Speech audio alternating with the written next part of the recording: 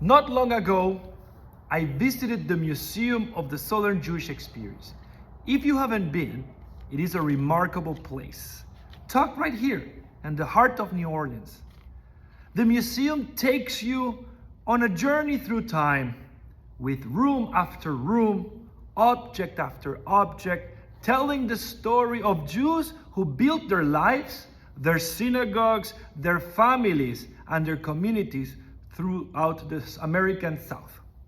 It is a testament of resilience, migration, and adaptation, how Jewish communities flourish in unexpected places, how they faced challenges and found ways to keep their traditions alive while contributing to the broader society around them. Walking to the museum feels like walking through generations of stories, each exhibit a reminder that our Jewish history here is deep, complex, and profoundly meaningful. Some of the objects took my breath away.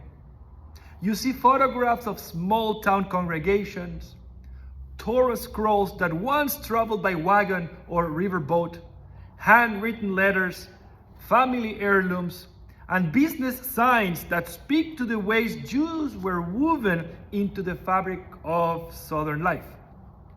A peddler's cart, the kind that went down dusty roads, a register machine from a family-owned store, old synagogue bulletins, yellowed newspapers, photographs of Hebrew school classes long since scattered.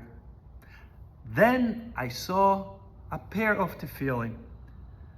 These tefillin were carried across the ocean, lovingly wrapped and packed into a small suitcase by a young man fleeing the terrors of the Nazis.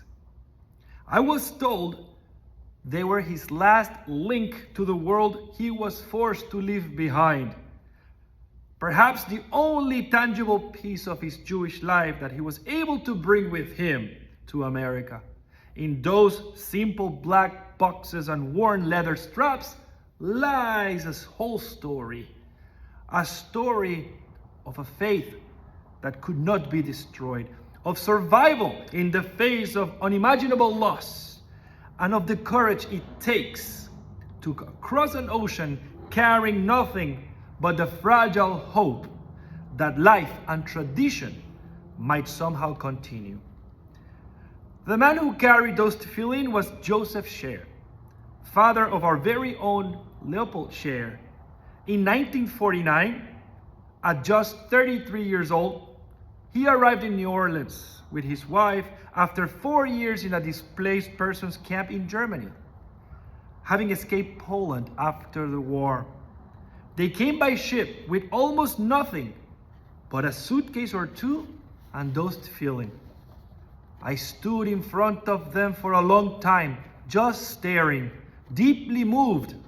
I could almost hear the El Maleh Rachamim that he taught his son Leopold, and that we hear every discourse at our synagogue. At first glance, all those objects are just things. But if you pause, if you listen, those things are voices.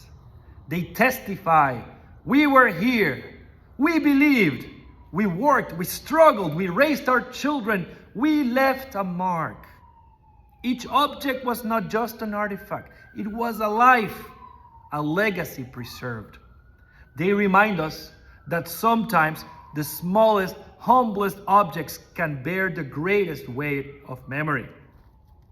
And so, standing there in front of those museum exhibits, I felt something shift inside me. I wasn't just looking at relics behind a glass. I was looking at whole lives, stories distilled into one fragile object. It made me wonder about the ways we are remembered and how our deepest commitments are carried forward after we are gone. I began to ask myself, what would be my object? If someday a curator tried to tell the story of my life, my choices, my relationships, my faith, What single item could they choose? What small, ordinary thing could somehow capture the essence of a lifetime? And so I want to ask you the same question today, on this day of reflection and judgment. As we stand before the book of life, what would be your museum item? One day, many years from now, what will remain of us? What will future generations hold in their hands and say, this is who they were, this is what they valued, this is what they gave their life to? Would it be a torn, worn out siddur with creases where your hand held it week after week in prayer? Or perhaps a recipe card smudged with oil and flour that brought generations of your family together around a holiday table. A Haggadah stained with the memories of Seder's past. A pair of marching shoes worn thin from the day you stood up and walked for justice. Perhaps your passport, stamped with the places you traveled to expand your horizons or return home. A journal filled with your innermost reflections and dreams. A trumpet or a guitar that gave voice to your soul's music. A book, a painting. If someone generations from now wanted to understand who you were, what you loved, what you lived for, what object would they place behind the glass? This is the heart of Rosh Hashanah. Zikaron, remembrance. On this day, our tradition tells us God remembers us, not only who we are in this moment, but all that we have been and all that we still might become.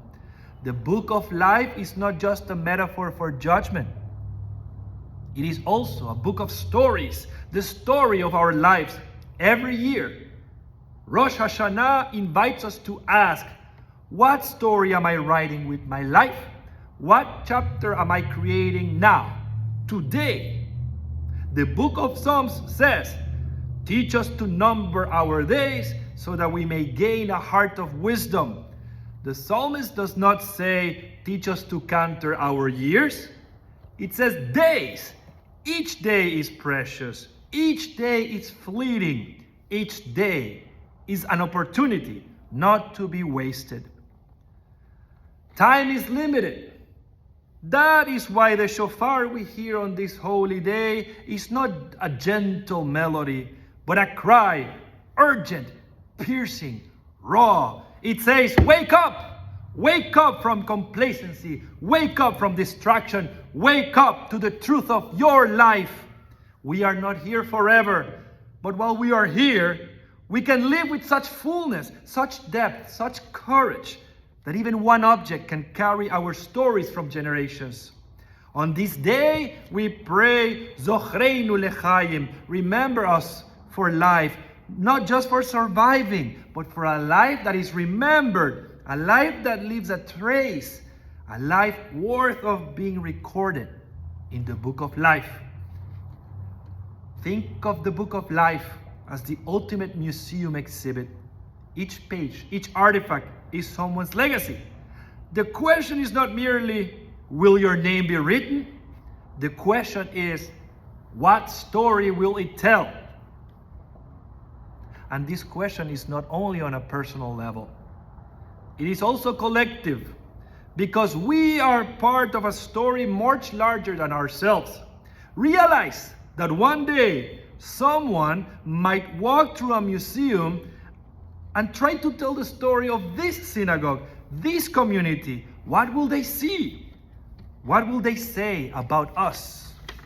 Will they see a congregation that came together in love and in commitment, that embraced one another across generations, that gave its children a living, breathing Judaism, not a memory frozen in glass, but a vibrant tradition, alive with song, with prayers, with joy? Or will they see a beautiful building, silent and still, Like so many synagogues in Europe and around the world, synagogues that once pulsed with life and laughter and with Torah, and now they stand only as museums. Their sanctuaries are frozen in time, visited only by tourists and tour guides. We must be careful. The transition from vibrant community to silent museum can happen faster than we realize. It begins not with some dramatic closing, but with slow, quiet drift. A little less engagement here, a little less connection there, until what remains are only memories of what once was. That is why this year we made one of the most significant changes in our congregation's life, moving our religious school from Sunday to Shabbat. This decision wasn't just about scheduling. It was about a vision to make the Shabbat the beating heart of our community, a time when every generation can come together in sacred purpose. For too long, our children would come on Sunday mornings to a quiet building, learning about Judaism in classrooms while rarely seeing adults engage in Jewish life around them.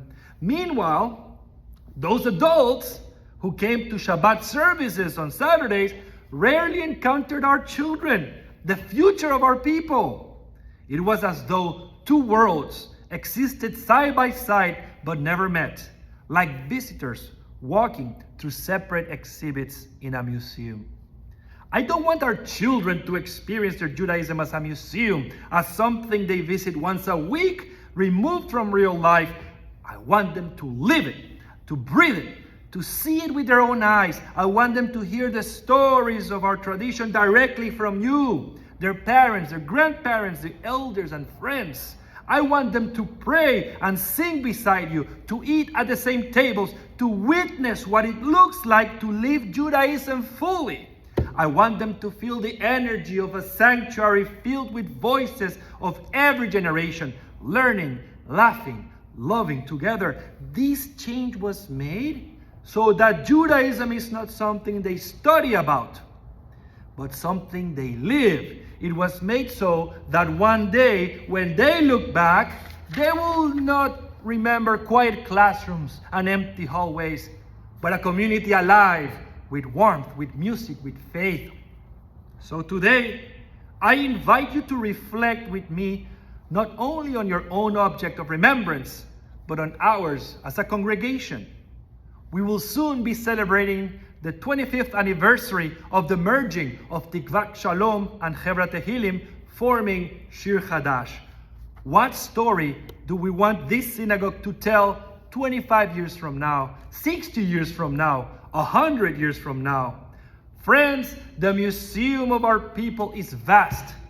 The shelves are already filled with the stories of our ancestors, our parents, our teachers, our heroes. And there is room for us too. What you're doing today, tomorrow, in this new year of life, to make sure that the object that tells your story tells it truthfully, proudly, meaningfully. Let us live this year in a way that when the curators of the future or the curators of heaven select an artifact from your life, it will not just say they were here. It will say they lived, they mattered. May we build a legacy so vibrant, so full of life, that no future museum could ever contain it. May it be a community of living memory, where every moment is seized, every generation is connected, and every soul feels the pulse of a Judaism that is as alive today as it has ever been. Shana Tova u'Metuka.